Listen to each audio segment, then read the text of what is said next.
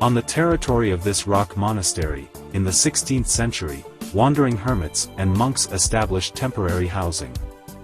During the 11th and 12th centuries the future monastery was extended. The Church of the Holy Cross was built here, and the caves were equipped and expanded for permanent residence. The monastery is also used for seeking refuge from Tatar raids. The largest part of the monasteries was built in the 16th and 17th centuries. During this time, a two-story Church of the Assumption of the Blessed Virgin Mary was erected.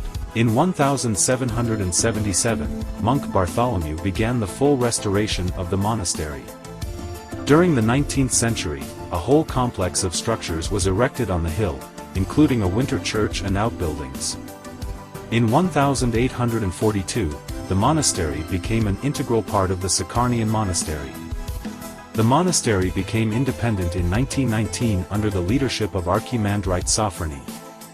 There were about 25 monks here on a permanent basis. All caves were carved out of limestone rock, and the outer walls of the main structures were made of shell rock, which does not conduct heat well, but at the same time has a fairly high strength. Some of the more ancient destroyed objects are taken under state protection and are considered archaeological value.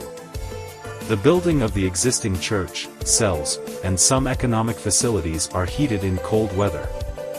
The monastery has all the conditions for worship and accommodation for monks. The high bell tower has 4 bells with a unique sound. The main Church of the Assumption of the Holy Virgin is located on a hill and can be seen from a long distance. A well-rolled road leads to it, which ends in a spacious area for vehicles. From this place an amazingly beautiful landscape of the mouth of the Dniester River opens.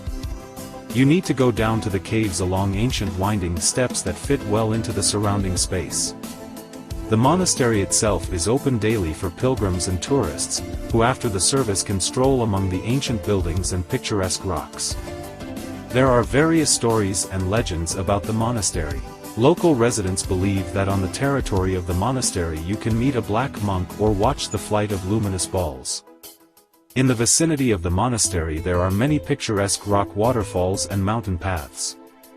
It is believed that the Moldavian ruler Stephen the Great married his wife Maria in the church of Saint Nicholas the Pleasant. During the Great Patriotic War, as a result of fighting on the Dniester River, the monastery was partially destroyed, and in 1949 it was completely closed by the Soviet authorities.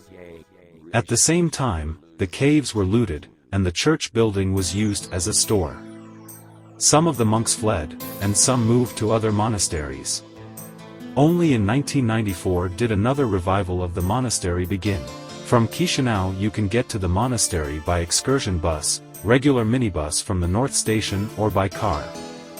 A distance of 100 kilometers can be covered in 2 hours, since the road itself is in good and well-maintained condition.